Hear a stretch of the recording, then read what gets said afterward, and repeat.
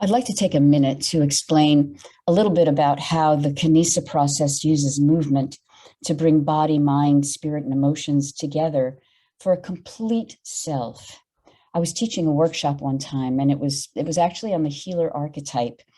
And a woman came to the workshop who had some chronic knee pain. I asked her when it happened and how it had happened, and she sort of snorted and said, "Oh, well, I literally fell into a hole." She had been walking on a sidewalk and there was a sinkhole she hadn't seen. And it had been bothering her for over a year, even though she had tried a lot of different ways to get rid of it.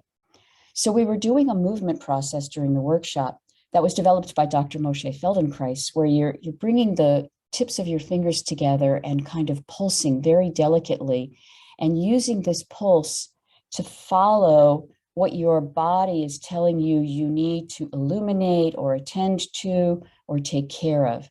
And I noticed that she was pulsing over that knee. And then I noticed that it moved over to her chest. And I saw that there were tears kind of seeping out of the corners of her eyes, but I just let her have her space.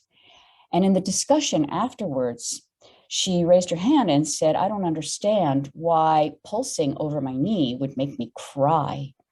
So we began a discussion about the connection between the thigh, the knee, and the calf, how the thigh is our power center and gets the job done. And our calf, which has a muscle that some people call the little heart because it pumps blood up to the heart, is connected in some ways to our emotional life. And so when I'm brought to my knees or my knees buckle, it's because I can't make that connection between what I need to do and what's happening in my emotional life.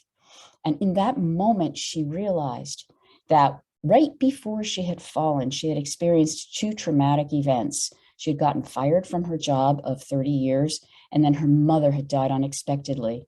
And she had just tried to muscle through and keep her life going and never acknowledge her grief and sadness. So that healing moment was a place where she was able to begin to move on in her life through movement.